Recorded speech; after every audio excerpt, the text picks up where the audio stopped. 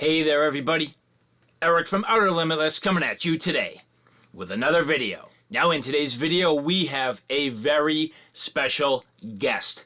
If you're a fan of the hit TV series Alone, you are going to absolutely love this video. Now at this point, season 7 of Alone just came to a conclusion, and the victor of Season 7 is Roland Welker. So first and foremost, I'd like to say congratulations to Roland Welker on his amazing victory. Now at this point, Roland is the $1 million man. He has won himself a nice $1 million prize and has now been crowned the 100-day king. And in this video, I have the opportunity to speak with Roland about his adventure, about his experience on the Season 7 of Alone. Season 7 of Alone took place in the Arctic, and it was a very extreme challenge. And in this video, Roland and I talk about his experience out there, and we get a little bit behind the scenes. We talk about the details and some of the different things that you may have some questions about. And so before we get too far, I would like to say thank you very much to Roland and his family who did make this video possible. And I'd also like to say thank you very much to the people at the History Channel that helped with some of these details. So if you're a fan of Alone, or if this is new to you, but you see things that you really like, go to history.com where you can see all 7 seasons of Alone. Each and every episode is capable of being streamed depending on your local cable service, so go to history.com for more details. So now when we get back, we're going to sit down with the one and only $1 million man, Roland Welker, the 100-day king.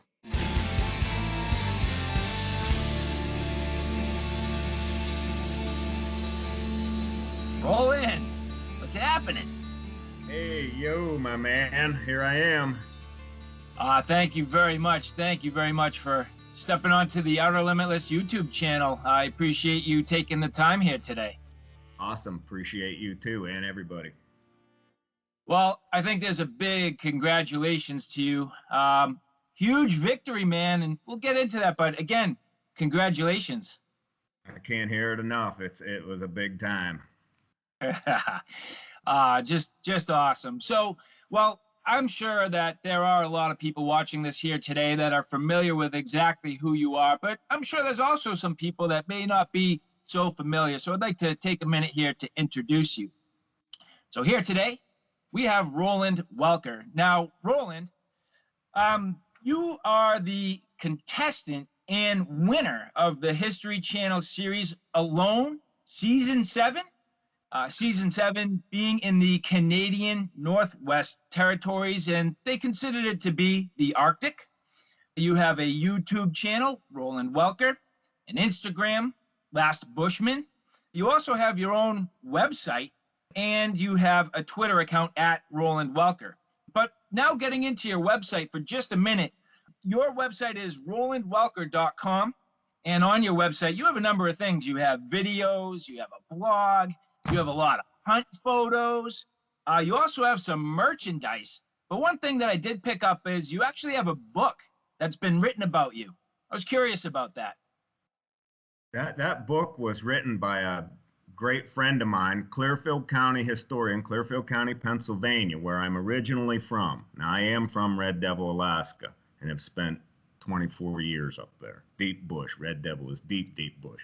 But this book was written by my hometown historian, Richard Hughes, and we put this together several years ago, and it has just loads of highlights of my life. This is just the high points, you know. To get it all down, the book would be too thick. Lots of color, lots of adventure. Everybody likes that one. I sign them right here.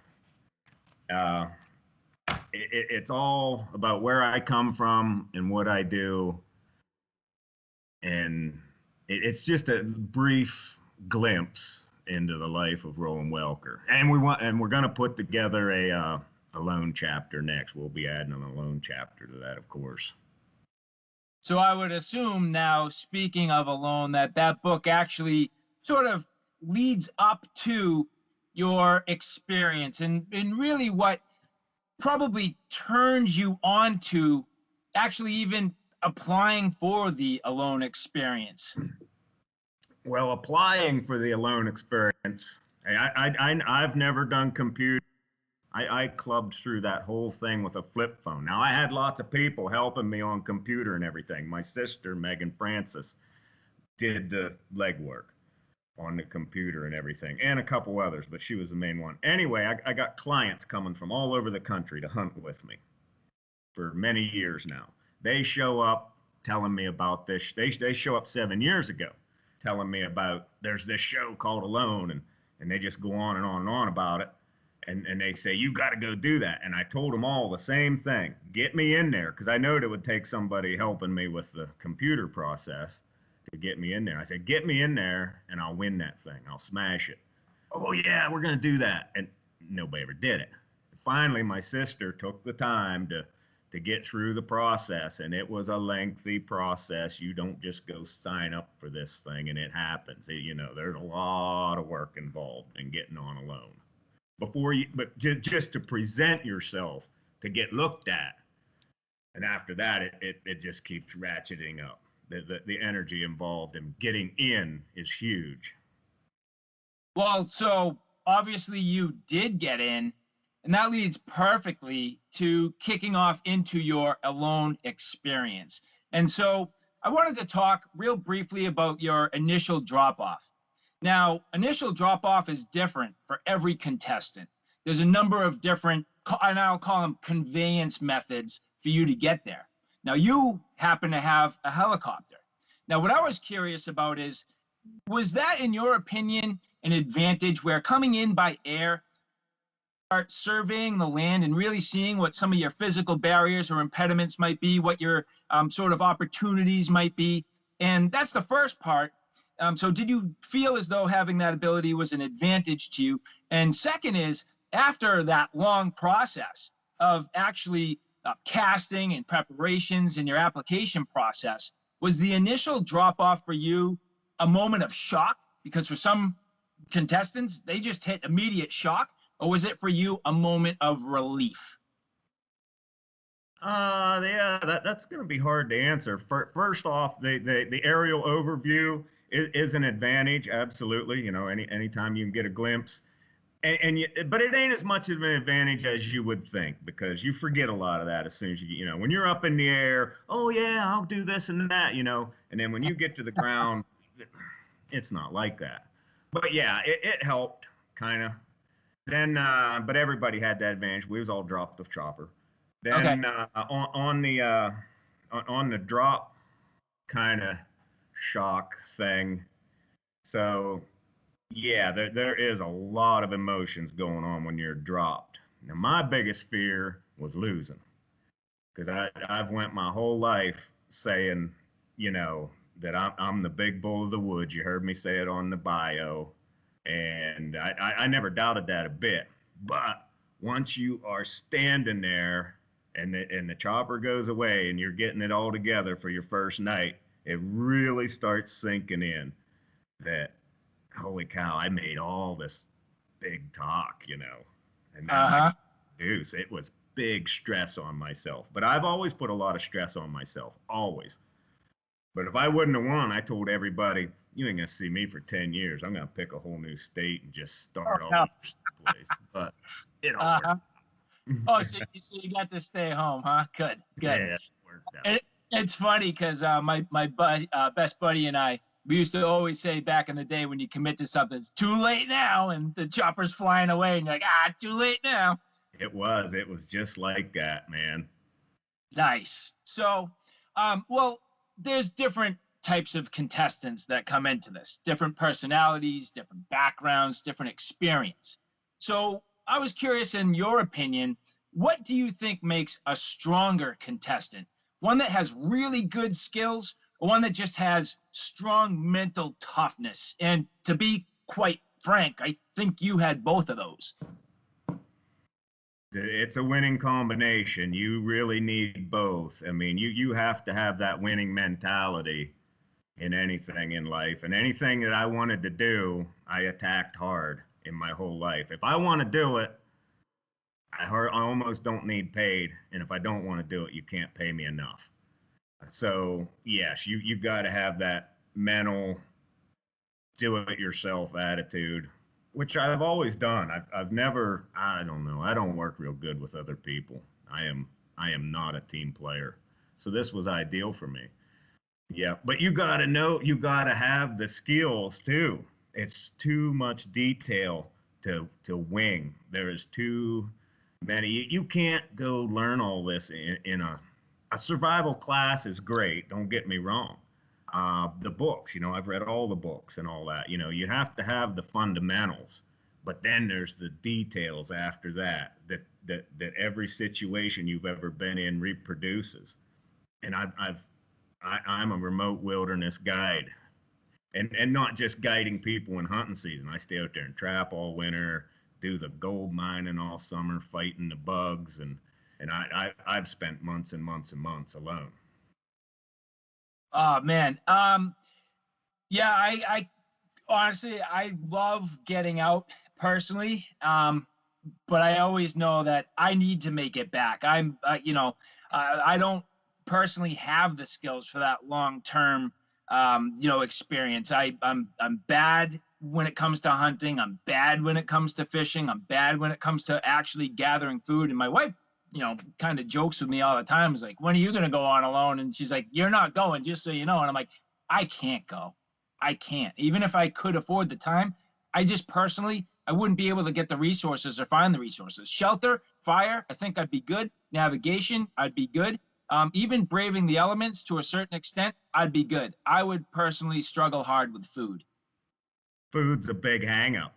Food is a big hang up. The rest of them can be conquered with a few basic skills, but putting Yep. up food is that's the stumbling block for everybody. Yep. And so, well, I think that you had two very significant skills that directly contributed to your victory. The first is your experience with long, deep wilderness hunts and the butchering. And second is your logging skills. And talk to those a little bit, because I think in combination, those two were really a key factor on top of the mental toughness that allowed you to sustain to the end. They are. They were my two strong points. Absolutely. The logging is a tough industry. I log in central Pennsylvania, hardwood logging with old obsolete junk equipment. That's what everybody's using back there. And long days to make it pay. Long days of just throwing yourself at it as hard as you can.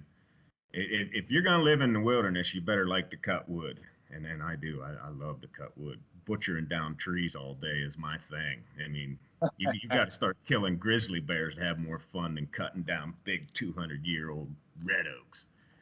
And so then the butchering and the big game experience. Yeah, I mean, I've literally packed tons of meat on my back over the years, tons and tons.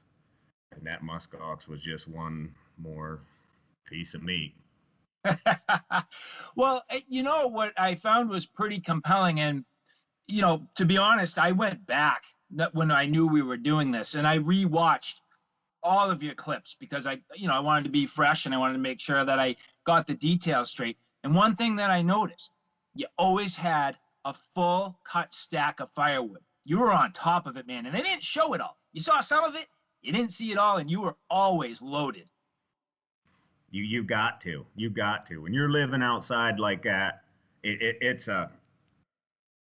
just there's something to do all the time. You have to, if you ain't gathering food, you better be gathering up some wood or building your house. There ain't no downtime. And I think it was an interesting point that you brought up, and I think you said it fairly early, which was you were going to spend your time wisely doing the things that mattered and not doing the things that don't. Now, we've seen a lot of contestants through time that have spent time with their mental capability to stay in the game, working on other things, knickknacks, spoons and games and different things to keep them occupied. But I don't think this challenge was the same. You didn't see a lot of that in this episode. You saw maybe a little bit just from a few little things, but most of this was about getting prepared and being on top of it. I'm crafty. I can craft when I have the time. There was no time. There was zero time for that. Yeah. So apart from the mental fortitude, there are a lot of reasons why people tap out of that competition. And fortunately for you, that never became an issue. But, such things like losing your fire starter. Oh, you're scared of animals. Oh, I burnt down my shelter. You get homesick. Maybe you're just content with where you are. Medical problems, certainly. Now, you already said, talking about the details.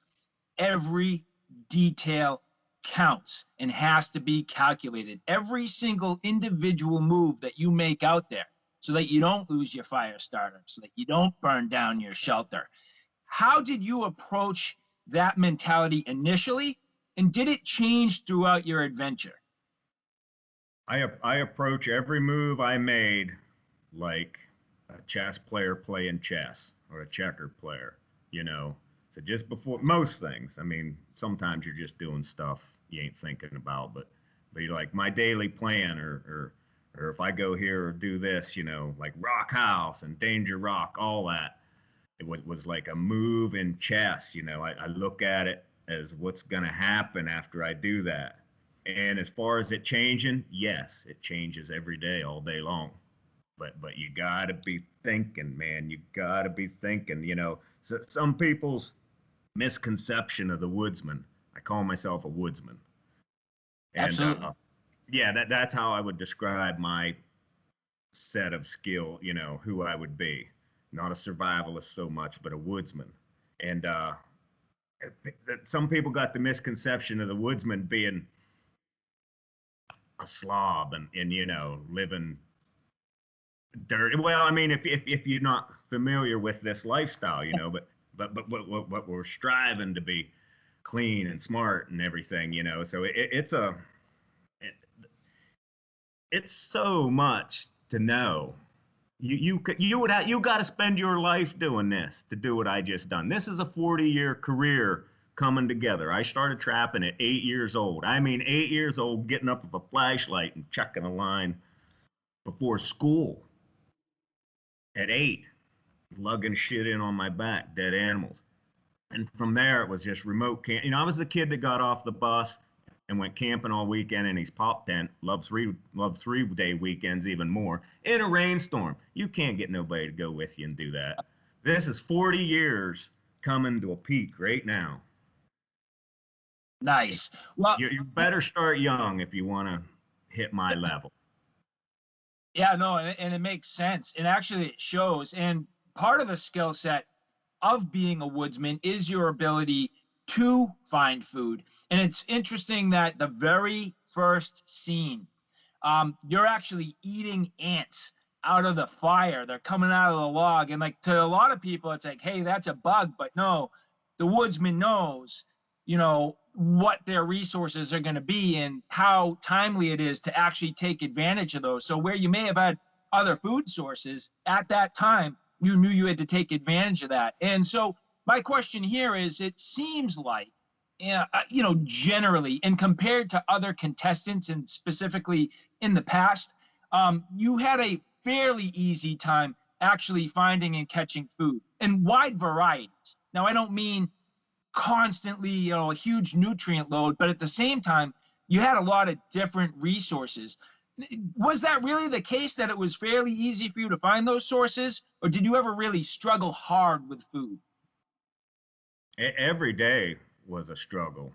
I mean, every day. Although I did secure a lot. But I mean, that's because I knowed it was hard. So I'm after everything. Plus, I can eat stuff other people can't eat. I don't get sick. I've never had a broken bone. I just praise the Lord. I've been blessed with great health and strength. It's fun. And then the strength, building Rock House. Everybody says, oh my God, that looks so heavy, and they were heavy, but I mean, but for a smaller guy, I am really strong. I don't get sick. I don't lose my shit. I don't break my bones. Just, I'm the ultimate wilderness machine, like I said. Calculated moves.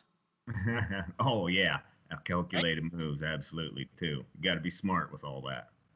Oh yeah. And talking to your food sources, I mean, I started really paying attention to what you were capable of gathering. I mean, you had roots, you had berries, you had squirrel, you had fish, you had ants, you had porcupine, rose hips, mushrooms, the entire muskox, and its stomach contents. So when you look at the wide variety of foods that you were able to take advantage of, and and you could speak maybe a little more to this, but I feel like it allowed you to save some of your fat sources, to dose them carefully and not have to consume them all at once, but rather you had enough to sustain a little bit of nutrients and then supplement with those fat sources to help you sustain for the longer haul. Yeah, correct. Yeah, good observation. That's what was going on there.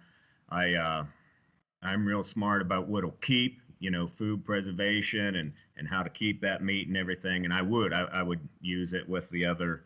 But I was gathering enough when I first went in, and right away you don't start securing meat, fish or squirrel or nothing. You're eating berries and sticks and stuff.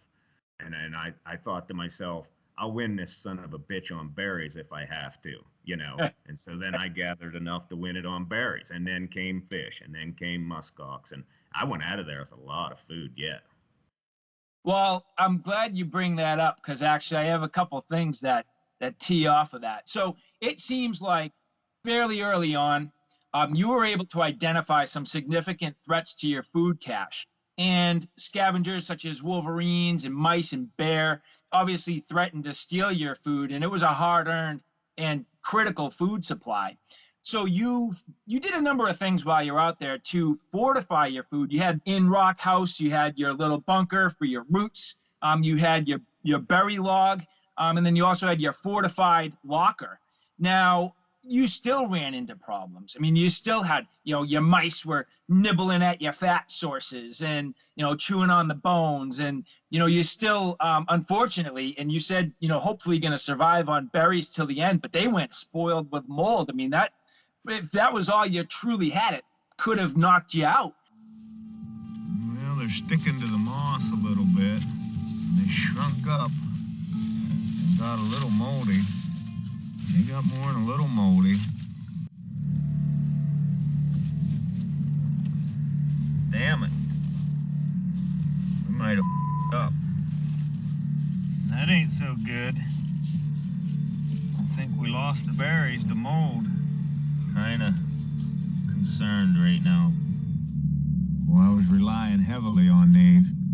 We're running out of options here pretty fast. And luckily you were able to overcome and sustain. But how instrumental was your food storage and your locker and your methods in your long-term success and ultimately your victory? It had everything to do with it. Yeah, once you get a hold of it, you got to be able to keep it. You have to build the lot. Now you'll see everybody building food lockers. They'll quit putting it up in tree, and everybody will steal the food locker thing from me. The berry log, everybody's going to shove shit in a log now.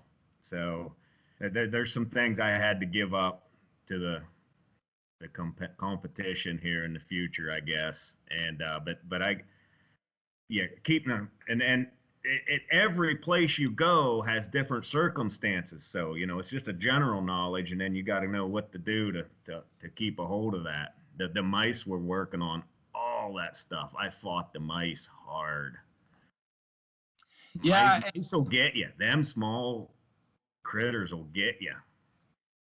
Oh, I bet. And you had even talked about how you had the one living in Rock House, but you didn't want to sacrifice him because the rest of them would all move in. So you left him there almost as like a placeholder to have the lesser of evils. So very interesting. And speaking of Rock House, on your YouTube channel, you do have a very detailed video on your Talking Story series about Rock House. And I encourage people to take a look at that if they're interested in seeing some more detail. But, given your skill set and the knowledge you gained about your surrounding terrain, do you think you'd have been as successful or even able to sustain with a different shelter other than Rock House? Yeah. I'd have still made it without Rock House. Whatever I built would have been strong. The wiki up I knowed would be a problem for the burn factor and the cold factor, everything. My initial strategy was strong shelter, and I got a reason for that. There's a certain priority I have for certain things, and when I do them, when I hit the woods, and I don't want to go into that too hard, but strong shelter was a big part of my strategy. But with that, you're giving up big calorie. You're giving up big calorie. As I'm putting Rock House together, everything takes longer than you think, but you get so far into it, and I watched myself losing weight, even though I was eating, because it ain't the high energy, even the best of stuff out there ain't what we're used to eating. Absolutely, and very true.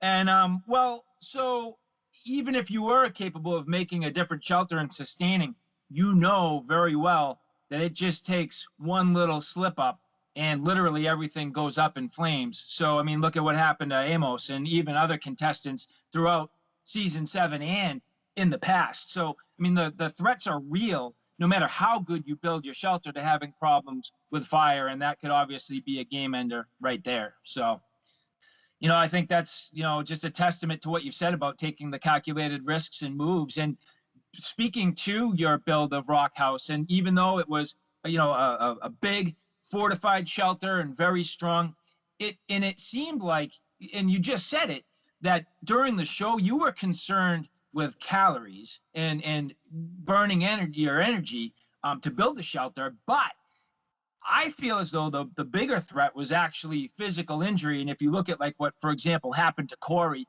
he was carrying big logs, twisted a knee, he's out. And, I know you had already spoken to, your general health and ability to do these things, but I mean, that was a real factor for you in the potential to get injured while building Rock House. Oh yeah. There was a couple close calls putting Rock House up. Yeah, you could smash a toe. I had some roll back. I had one roll back on my foot. Nothing happened, but it sure could have. A guy can put his back out heaving them rocks around. Some of them I had to incorporate where they's at because I couldn't even get them out of there. Yeah. And do you think it ended up a little more narrow than you would have liked had you been able to move everything? Yeah, it did wind up a little narrow because there was some of them, but I already had a bunch of wall up. And as I was going down and working it, there was a couple big bastards in there that I rolled them all around that place. I even got under and pushed on them with my feet, trying to get them out. You can if you would have strained your back out or pulled a groin muscle, how easy it is to pull a groin muscle. But man, I lift stuff all the time in the woods. I've just built myself up to this through the years. Yeah. And I think it's crazy how I know you scouted it, but like stumbled into like already sort of pre-made wall. I mean, there's just a formation there. It's unbelievable. And then you almost had yourself the chimney on top of it. It's like, are you kidding me? That was there. That's why but I had a couple other sites picked too. So I had to make up my mind quickly which one I was going to go with. And I had to do some improvement. That wasn't perfect ready, the fireplace. I had to build up one side of it. And then the chimney on top was all hand carried in, of course. And that was the last part of the whole fireplace. So, and then I wasn't turned out to be the spot to be in the end, but you don't exactly know that going into it. There was a couple things about Rock House site in general that I didn't care for, but in the end, it was the right move. Actually, my decision to build there in the first 3 or 4 days I was there, I guess I figured that out pretty early, was kind of a key move. Well, it's interesting because it was eventually revealed, and it was in one of the interviews after the show, that you were very unhappy with your drop site and the available resources to you at first. But you know, when the going gets tough, the tough gets woodsy. So woodsy is, and if I am interpreting it properly, it is your phrase for harmonizing and understanding your territory and settling in and letting that environment sort of take into you and you taking into it and really, you know, harmonizing. Woodsy is smart. Woodsy is intelligent. If you're dumb, you're never gonna get woodsy. You gotta think like an animal, like an old timer. You gotta be able to look around you and utilize what's at hand, because that's all you're gonna have. That's all that's there. Every little move you make is, you know, it's like chess. You gotta think about it. Every move you make. We come this far, we're not gonna chintz now. So it seems after you had settled into your site and you were able to harmonize with the site, that ultimately it had many resources that revealed themselves. So you started spotting animals, and it seems like maybe around day 20 to 24, if I'm gauging that right. So is that a site that ultimately you came to harmonize with, or was it really as much of a struggle as you initially thought? I would say it was every bit the struggle I initially thought it was. But everybody had. I mean, you got all this stuff in your head and what you're gonna do when you get there, and then when you're there, it don't happen like that. It's always a battle. And I have a few battles under my belt, but yes, I was distressed at first. I was not wild about my area. And that was one of my major concerns, drawing a bad area. Turns out it was a great area. Yeah. Oh, so I mean, you know, it's But I kind of got in the groove with it though, to get to your question there. Yes, I had to I had to develop myself into that area. that's right. You had to be able to settle and observe, and you did a lot of things where your senses told you everything. You know, your sight obviously, but your hearing and what you were hearing, and you said a lot of the times, you hear that? You know, you were listening to the ice forming. It's telling me cold's coming. It's talking to you.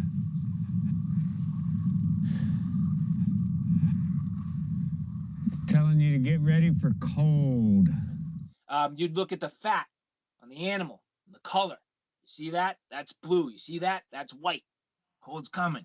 So it seems like between your general woodsman experience and your ability to get woodsy really got you into a groove and allowed you to further succeed. Yeah, yeah, getting woodsy is all about getting smart with what's going on around you, making do, observation, making the right moves. So you got to the point where you were able to harmonize with your environment, right? So some of the things that were otherwise difficult maybe became a little bit easier, at least to the ability where you were capable of getting some of the things you needed to accomplish. So if you were able to harmonize with your environment and enjoy some of the silence, it turned into self reflection. So at that point, you're not only harmonizing with your environment, you're actually harmonizing with yourself. And it allows you to really get a different train of thought. And you had really started to talk a lot about family. And at this point, it's been about a year since your mother's passing. And you discussed that you wanted to make it a point to spend a lot more time with family. Has the past 8 months been, you know, what you thought it would be in terms of your ability to spend more time with your loved ones? Now I took back off again. Uh-huh. I did make my rounds, and I have some more rounds to make this winter, and so I'm doing the best I can with that. But I've been in so many states since then, and conducted so many hunts and done so much stuff. It's just I can't quit moving. I don't know why. I just drift around. I'm a modern day nomad, but I do want to say that I somehow felt closer to my mother at Rock House than I ever did before, and I don't know why that is. Well, her passing obviously triggered that. Uh, it's you know, we have no book out there. There's no books, there's no journals, we don't have a watch, we had nothing like that at all. And I'm an avid reader. A big part of my life in the wilderness is reading. And I don't mean on a tablet or something. I take books, and I love to read. If I could make money reading, I'd quit everything else. So there I am with no book. And so you know, you got that downtime in Rock House when it's getting really cold later, you know, the long winter nights. And so I just kept going back in my mind further and further, and pulled up a lot of really cool childhood memories that were probably on the verge of being lost. Because as we get older, we just get too much, you know, you can only put so much in here before it starts going out the other side. So I just did mind exercises on, and then that triggered a lot of family emotions and wanting to go back to what I called old Shiloh, which is gone forever. Old Shiloh's gone like old everything, you know. This is the modern era, and it's getting more bizarre every day. It's like a science fiction movie. It's terrifying. Um, so it was a nice, it was a nice little trip into the past in my mind. Well, speaking of your family, actually, at this point, I've had the opportunity to communicate with some of your family, and they've been absolutely outstanding. And on top of that, completely instrumental in our ability to even do this. So a great big thank you, you know, to your family and for what they've done to facilitate this interview. Um, but it's come clear to me that based on your support system and what they're doing to help you keep things moving now that you've had your success, um, I think they understand what this victory really does mean. Not only in terms of a healthy paycheck, but this opens up many more opportunities for you. Do you feel like the victory in this experience has created sort of a celebrity status for you? And if so, will you continue to build upon that and grow your name as a hobby or as a career?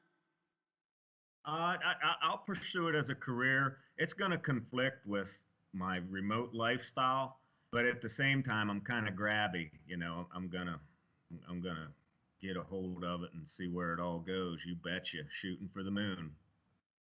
Well, okay.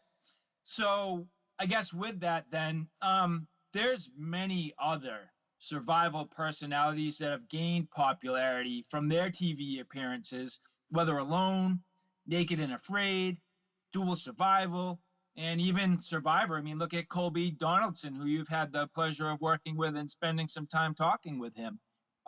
Will you continue to pursue survival challenges, you think, moving forward, or is survival challenge one and done? Oh, I'll tackle any survival challenge out there, or any interview, or whatever, whatever. It doesn't matter to me. I'm taking all comers, you know. And I don't know how I'm going to fit into all that because I'm a little bit hard to get along with, you know. Just see, I don't see much. I'm going to have to soften up a little bit, I guess, to get along with everybody. But at the same time, I'm still going to be, you know, but you're going to watch either way. You're going to watch me because you hate me and you want to watch me bust my ass, or you're going to watch because you think you like me, you know. Okay, all right. So survival challenge for you then. And this is like a two-parter. All right. So there's so many modern day survival experts out there. I'm just going to name a few names and then throw in one or a couple if you want. David Canterbury, E.J. Snyder, Cody Lundeen, Matt Graham, Bear Grylls, Les Stroud. So if you could take on, oh, and you know what? I'm even going to throw in Callie and Kylan, who were really close competition for you, and Zachary Fowler, who's second highest days surviving, out on alone. So if you could pick one contestant that would be the ultimate match for you, the head-to-head, biggest threat to you to overtake you, who would you take on for long term? And I know there's different types of survival challenges. So we're going long term survival. Who would you take on? Who do I fear the most out of that lineup? Or add one if you have somebody in mind. Yeah, I mean, there's a couple men that I learned from that people would never know of, but I would out of This is all of them, I would say Kylan and Callie's. at the top of the list. They were unbelievable. And if you look at the Alone casting and their history, there's not, it's predominantly men. They you can see at first it was all men for season 1. Then they tried to mix in the females, and in season 7 there were just the 2 of them. And guess what?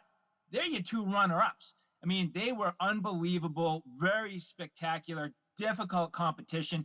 They just simply had some bad luck. I mean, and it can go a number of different ways. So, I mean, and I'm also curious what would have happened had all 3 of you, or even 2 of you, gone over the 100 days, how that would have panned out.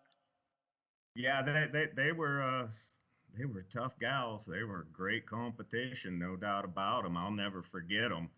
But you know, I was there to save the day. The boys still hold the championship. You know, it's the Well, boys against the girls. We know who wins that. hold on as tight as you can, man. Well, You know. speaking to Kylan, she made you guys some pretty special medals. Now, talk about that, and then you have something else that's pretty important to you that I think you'd like to show.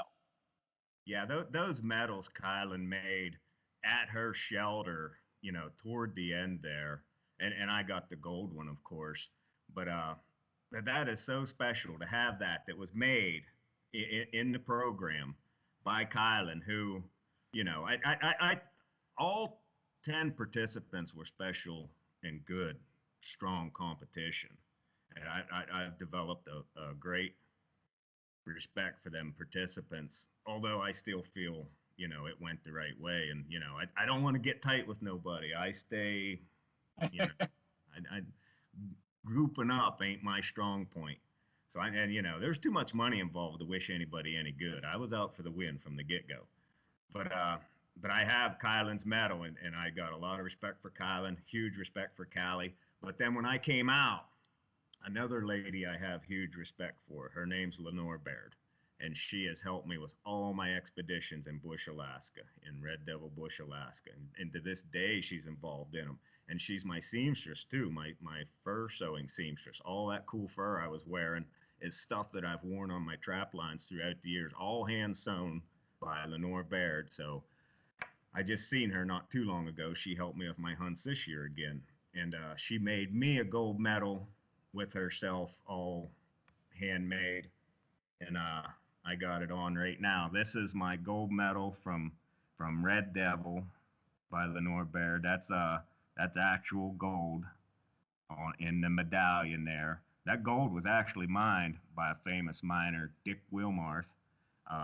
He was the first Iditarod champion in 1973. He won the first dog race, and I ran with. He's passed now. He's just gone a few years. And I ran with him for a long time. I learned a lot off Dick Wilmarth. Lots of my bushcraft. And Lenore. You know, these are the old timers I always mention. And there's old timers before them, too, that I also have respect for. And I also want to mention Jamin Klopman, another man from Western Bush, Alaska, that has a lot to do with my skill set. So there's the gold medal from Red Devil. And Bear Claws as well. You know, that bear was actually shot by Lenore, and we skinned that and did the claws together many years ago, but now they're on my necklace. It's spectacular and really cool that, you know, in a certain way it has, you know, reflection to some of the heritage. And, you know, you did talk actually quite a bit about that on the show. You mentioned that many times, you know, it's a testimony to the old timers. You talked about your experience with the Eskimos. You talked about the Plains Indians and how you know, processing the muskox. It would have been similar to them and what they did with the buffalo.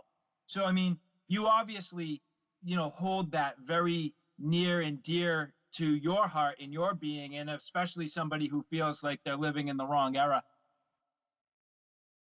Yeah, that is absolutely true. I ever since a young age, I would spend hours and hours and hours and hours talking to the old timers. I love to hear about old times. My grandfather's friends that were a little older than him, and now, you know, they're all passed, and hell, pretty damn soon I'm going to be the old timer. A lot of people tell me I am an old timer already, just the way I am, and I take that as a big compliment I've had. Oh, that's great. And you know what? You take what your knowledge is and turn it into legacy. You know, at this point, you take it and you pass it down so that it survives. People lose these skills. It's important to hold on to them to create that longevity and the legacy throughout mankind. And you know, at this point, you're one of the guys that has the possibility and potential to do that. Yeah, that is a goal of mine. I do have a message. The old time ways are we're losing them fast. They're fading fast. And the old timers that built this country, that took this wilderness and turned it into the greatest civilization on earth, you know, we're being forgotten, and everybody's just so involved in the modern mess. And we'll just leave it at that, you know. My people came over here and, you know, helped put this all together, and other people's old timers, obviously too, you know. And so yeah, I want to make a big standing for the old timers that and they did it with nothing, hand tools and a wore out pair of boots or whatever. You know, we are so spoiled, even myself. We are so spoiled in this day and age that we could never go back and live like those people. Yeah, and I'm glad that you you know, acknowledge, even, you know, all of us, we are all spoiled, and to, you know, understand a simpler time. It's, you know, it's very important to keep that moving forward. And I actually I had a funny spin-off on the thoughts on the challenge. So, you know, obviously the challenge that, you know, you were involved with was you know, cold weather. Could you have had the same success in a jungle? Good question. I can't answer that. I mean, I prefer cold weather. I'm a cold weather expert, we'll say. But at the same time, I'll throw myself at it, dude. I'll go anywhere. uh, Maybe we shouldn't have said that. If they're gonna pin you up on a new survival challenge, let's hope they don't throw the curveball at you. Yeah, yeah. Well, I'm used to curveballs. Been I dealing with them my whole life. I'd suspect you'd get ready for it if it happened. We'll we'll we'll we'll smack that one too. How's that? Nice.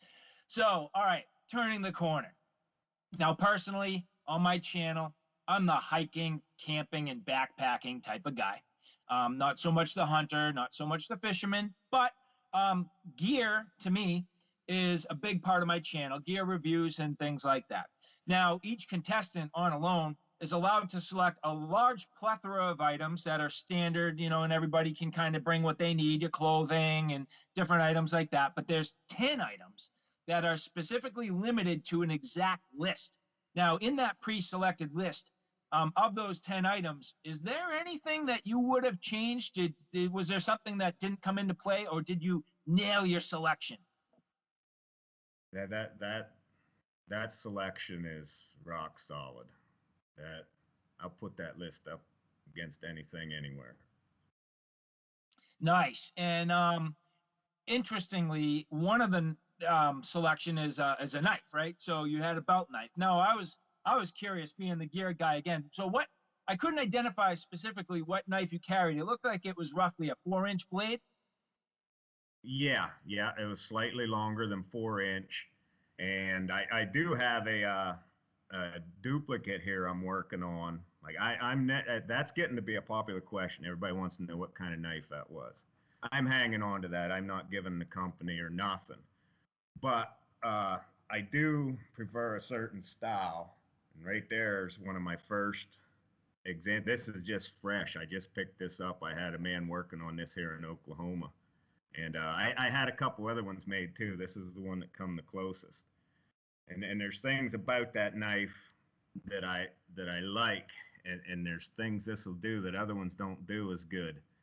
And I might hold on to some of that too. But I'm thinking about putting these out and selling them on my website, and they might even say, you know, Roland Welker, the 100-Day King on them. Ah, nice. So that's your own design. That's my own design, and uh, I don't know. We'll see where that all goes. Nice. Well, congratulations. That's fun. And by the way, I coined the 100-Day King title. So trademark? I'm thinking, yeah. Nice. Well, we got it on record here, so that's the start for sure. Super. All right. So, well, going back to the knife that you carried on your hip, your belt knife. Um, Again, a little over a 4-inch blade. Now, you, with your bow and arrow, and speaking to your gear list, you shot the muskox. I mean, that was a great shot, but it wasn't truly a kill shot. You needed to perform the kill shot. Now, multi-part question. I mean, first off, completely ridiculous and insane in my mind that you actually attacked the thing with the knife and you killed it with the knife. So that was impressive. As a YouTube personality and somebody who films a lot, I was actually more impressed that you had the wherewithal to get your GoPro mounted on your head. And so, I mean, first off, I mean, talk a little bit about the kill. But second is, did you realize at that moment, as it was leading up to that, that you had at your fingertips what was about to be epic alone footage, and you were about to make some history there? I didn't really plan. No, you can't plan that. Just thankfully, I had full batteries when that went down because it was a long chase, and I had enough battery life left. I had the GoPro position, and I made sure it wasn't cocked up. I had it kind of set where I thought it should be, and then I set the palm camera up to get me going in. And then I was actually wanting the palm to catch a little bit more, but it didn't. But it did get me going in. The GoPro did the rest. And, and so after it's done and over with, I realized that this is so huge It that, was. but I didn't know if I had it. You know what I mean? I couldn't look. So then later when I seen that it turned out, and then of course after I watched it, that is not going to be duplicated. That is not never being duplicated, period. Oh, that's and I don't know if people really conceptualized it. I mean, when the time happened and it all went by, I watched it and I was like, wow, that was insane. But I told you, I watched the entire thing again and I analyzed it. And I realized when I watched this that you're not only out there surviving, but you're making TV. I mean, that's the reality of this. Let's be real. You're out there to make a TV show. So you're not only a survival expert, but you're a director. You're figuring out what you need to do to get the angles and you're going to capture this. You're a cameraman. You're a tech. I mean, there's so many things that are behind the scenes. And I was thinking about it. And I'm like, if you look at these guys, and I'm saying this to the audience, you're cleaning lenses. I mean, there's not schmutz on the lens all the time. And you're out there over and over and over again. And you probably, I'm sure you would even be able to tell me that every now and then the crew comes in for your health check. They probably help you tech the equipment a little bit, but still, you're out there wiping lenses and keeping it clean. You're in blizzards and the picture's perfect. And it's just like, these guys and girls, I mean, can you even imagine what it took? And then you get this epic footage and you did that yourself. That was all you. Like, you're out there, you're capturing it, you're killing, you're hunting. It's like, that's impressive stuff, man. And I don't know if people really understand the magnitude of what that took. They can't understand the work and magnitude, good word, of capturing all that. I mean, we're not, and then you always got a camera in your hand. So try doing everything right now all day long with one hand. You're setting the camera down. You're picking it up.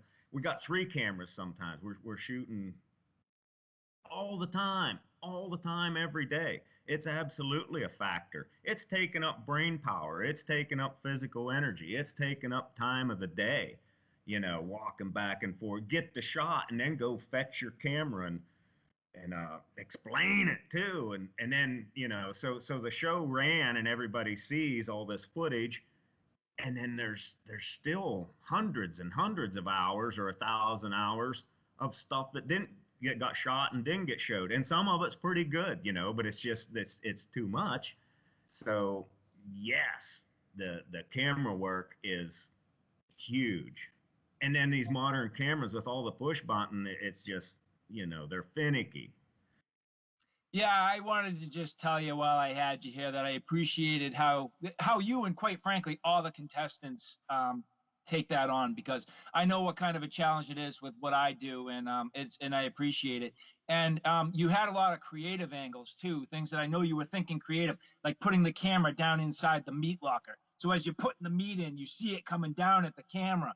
And when you butchered the muskox on site, and you were putting it beneath the hide, and the hide comes down over the top of the camera. Like, you need to think creatively and cinematic and on the fly. And like you said, you got a major job to do to butcher the damn thing, never mind thinking about the camera equipment. And you nailed it. You guys, you all do spectacular. Yeah, everybody did a great job. It was super huge. And And and, and and and we had good people putting that together too, man. Production for this is was filled with a lot of quality folks. oh, it's absolutely an amazing production overall.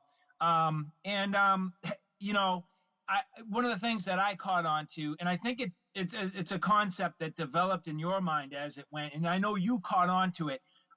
You found yourself eventually saying "we," and I think what happened was at first, you get into your journey and you're so focused, but then after a while, you're doing your basic tasks, and you realize you're talking to an audience, and you say "we," or at the end, I think you kind of came to terms with, you felt like you were relating or revealing, that it was your mother that you were communicating with, and that it was not you talking to the audience, but rather you were on a journey with your mother. And is that how you felt about it, or what was the nature of "we"? You're right on both accounts on the we thing. We does mean the audience. We means the camera. And I couldn't quit saying that. As it was going, I thought, man, I don't know if this is going to be any good. The we thing, because I was afraid it would make people think there was somebody there. And I mean, it's absolutely all self shot. There's nobody near you whatsoever. And so Yep. we was the audience. We was you and me. And then at the end, it did when I was still dwelling on we at the end, still dwelling on we, and and then I discovered we was also my mother, because I felt closer to her as every day went by, even though I was at Rock House, because I wasn't around my mother a lot. I started traveling at 17, and I didn't see much of her, but yeah. So Yeah. on both those, we's me and you, man. No, and it was funny because you'd say, "We're gonna go get my equipment," or and the first thing you said, you're like, "We just hit that muskox." Yeah, yeah, man. It's always we when I'm out there. It's me and the whole world. Nice, nice. Speaking of the muskox, so there were different ways that you had processed food. I just want to take a quick step into food for a minute, and with the muskox kill, and I'm curious about you boiled a lot of the muskox. Now, was that basically for nutrients, or was it for like taste, or did you not want your shelter to smell too much? I mean, talk to me just a little bit about your cooking methods, why you chose them, and it also came into play with the porcupine, I know, and what that really meant about your ability to process the food to the point where you could eat it. Yeah, yeah. I do prefer to boil when I'm in a survival situation.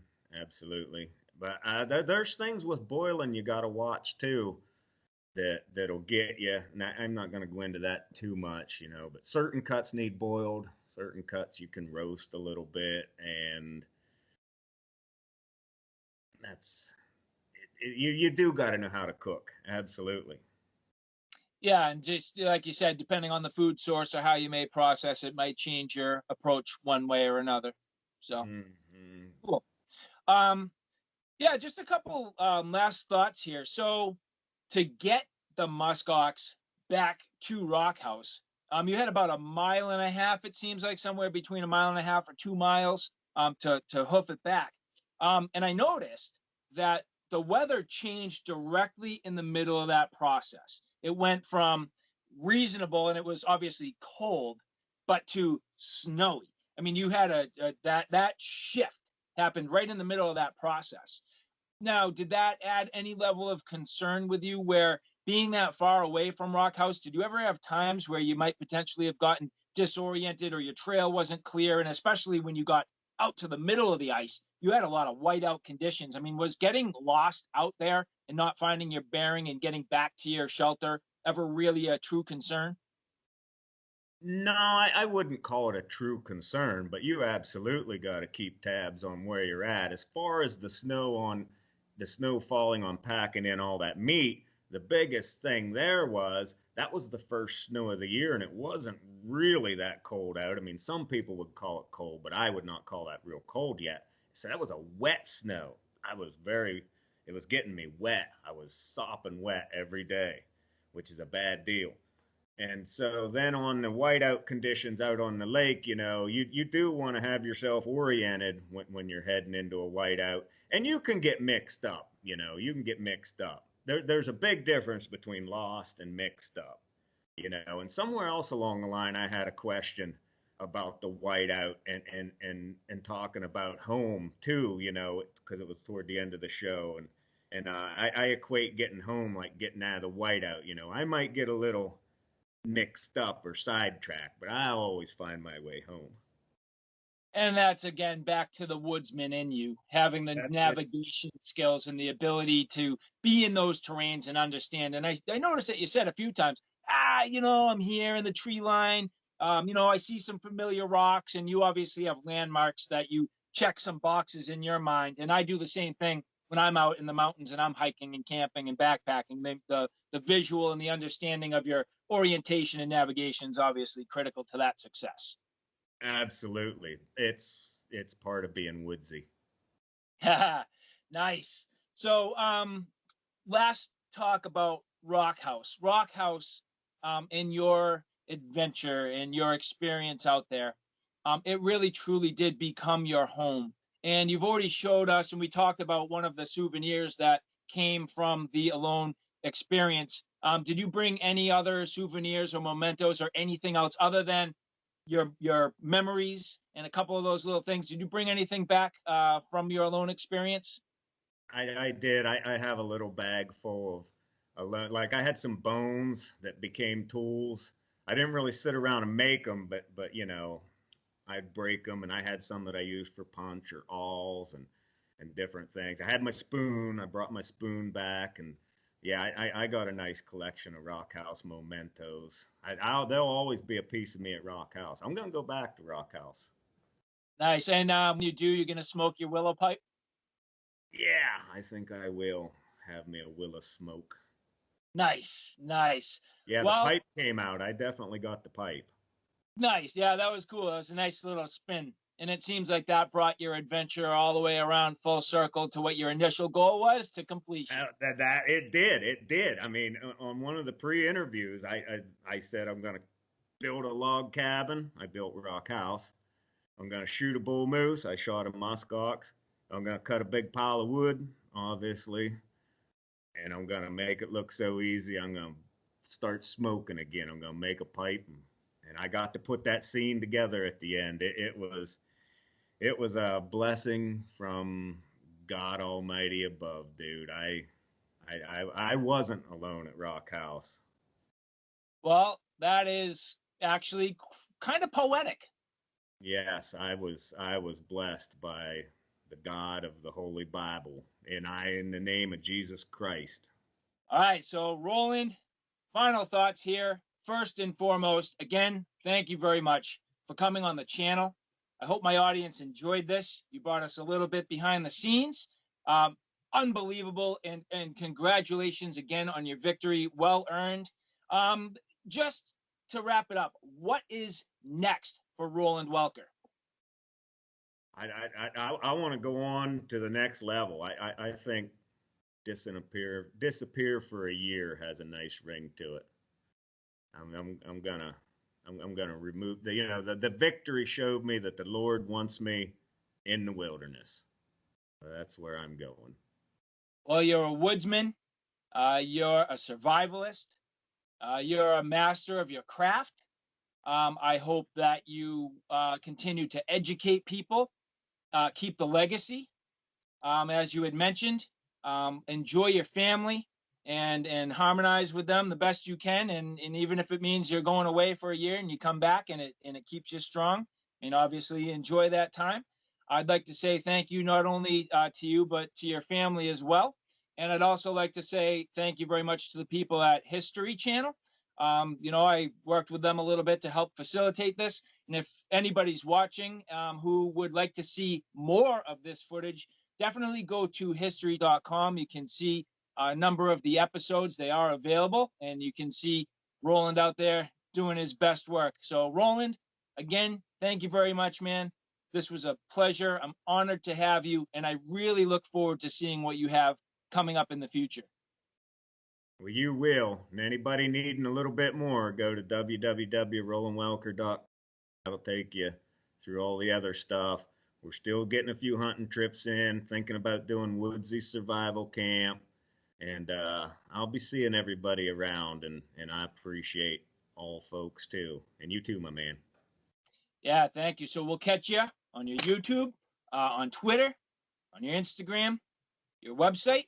Other than that, you take care of yourself. I appreciate it. Nice job. Hot and rare on the inside. Hot and rare. They're back. This could be their last performance at Rock House. Here they come. The sensation of Great Slave Lake. Hot and rare. Live at Rock House. I live in Rock House and eat wild muskrat meat and squirrel mushroom stew. And when I catch a fish, I turn its guts into soup. If we get a rabbit, we'll eat its head. And if you come here with the wrong 10 items, you are dead. Rock House.